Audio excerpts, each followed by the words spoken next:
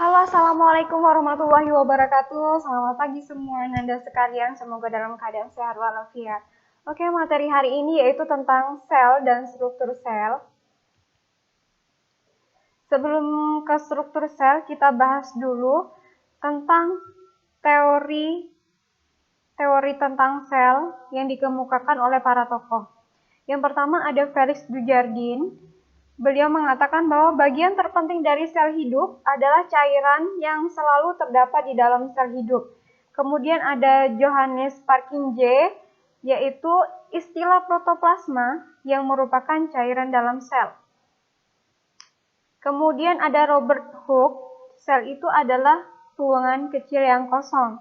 Kemudian menurut Robert Brown, nukleus memiliki arti penting sel karena mengatur segala aktivitas di dalam sel. Jadi kesimpulannya, sel adalah unit terkecil dari makhluk hidup. Ukuran sel berdiameter antara 1 sampai 100 mikrometer. Kemudian sel itu bermacam-macam ya. Tipe sel itu ada dua macam. Yang pertama ada prokariotik dan eukariotik. Kalau prokariotik itu belum memiliki membran nukleus atau membran inti, contohnya bakteri. Kemudian kalau eukariotik itu sudah memiliki membran inti atau nukleus. Jadi organel-organel yang di dalam sel itu tersusun rapi. Contohnya adalah sel hewan dan sel tumbuhan. Kemudian kita bahas tentang struktur sel. Struktur sel itu ada 3. Yang pertama ada membran sel, kemudian yang kedua ada nukleus, yang ketiga ada sitoplasma. Nah, yang sekarang kita bahas tentang membran sel.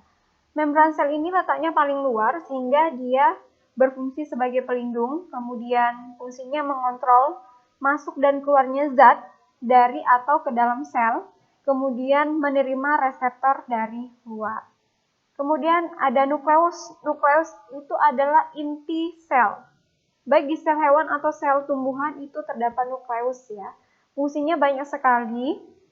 Yang pertama fungsi nukleus mengontrol sintesis protein. Yang kedua menyimpan informasi genetik. Yang ketiga dia mengendalikan proses metabolisme di dalam sel.